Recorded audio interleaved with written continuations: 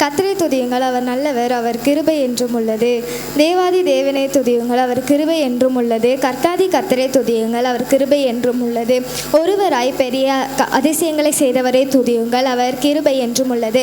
வானங்களை ஞானமாய் உண்டாக்கினவரை துதியுங்கள், அவர் கிருபை என்றும் உள்ளது. தண்ணீர்களின் மேலே பூமியை பரப்பினவரை துதியுங்கள், அவர் கிருபை என்றும் உள்ளது. பெரிய சுடர்களை உண்டாக்கினவரை துதியுங்கள், அவர் கிருபை என்றும் உள்ளது. பகலில் சூரியனை படைத்தவரை துதியுங்கள், அவர் கிருபை என்றும் உள்ளது. இரவில் சந்திரனையும் நட்சத்திரங்களையும் படைத்தவரை துதியுங்கள், அவர் கிருபை என்றும் உள்ளது. எகிப்தின் தலைச்சிரங்களை சங்கரித்தவரை துதியுங்கள், அவர் கிருபை என்றும் உள்ளது. அவர்கள் நடுவிலிருந்து இஸ்ரவேலை புறப்பட பண்ணினவரை துதியுங்கள், அவர் கிருபை என்றும் உள்ளது. பலத்த கையினாலும் ஓங்கிய புயத்தினாலும் அதை செய்தவரை துதியுங்கள், அவர் கிருபை என்றும் உள்ளது. சிவந்த சமுத்திரத்தை இரண்டாக பிரித்தவரை துதியுங்கள், அவர் கிருபை என்றும் உள்ளது. அதன் நடுவே இஸ்ரவேலை கடந்து போக பண்ணினவரை துதியுங்கள், அவர் கிருபை என்றும் உள்ளது. பார்வோனையும் அவன் சேனைகளையும் சிவந்த சமுத்திரத்தில் கழுத்து போட பண்ணினவரை துதியுங்கள், அவர் கிருபை என்றும் உள்ளது.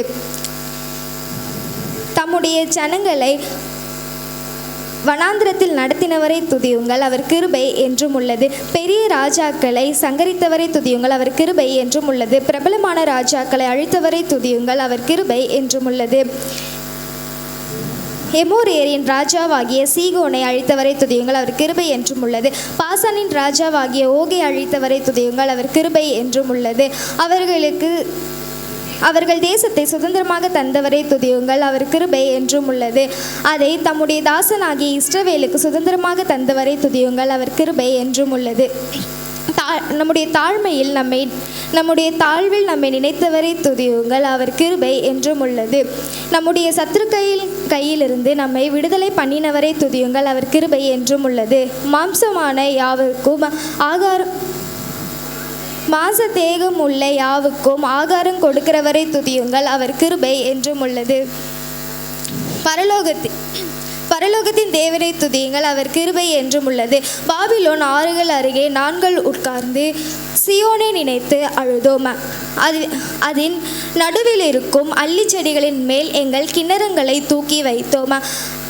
எங்களை சிறைப்பிடித்தவர்கள் எங்கள் பாடல்களையும் எங்களை பாழாக்கினவர்கள் எங்கள் மங்கள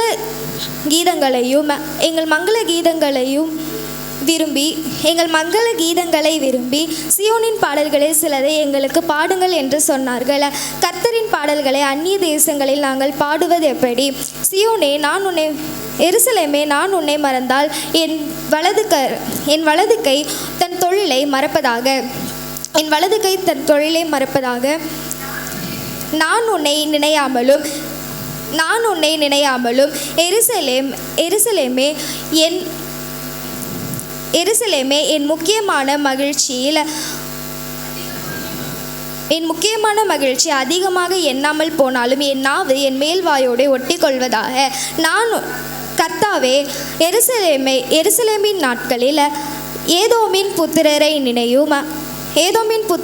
நினையும். அவர்கள் அதை இடித்து போடுங்கள், அஸ்திபாரம் மட்டும் இடித்து போடுங்கள் என்று சொன்னார்களே. பாபிலோன் குமாரத்தியே, பாழாய் போகிறவர்களே, நீ எனக்கு செய்தபடி உனக்கு பதில் செய்கிறவன் பாக்கியவான். உன் குழந்தையை பிடித்து கல்லின் மேல் மோதி அடிக்கிறவன் பாக்கியவான். ஆமீன்.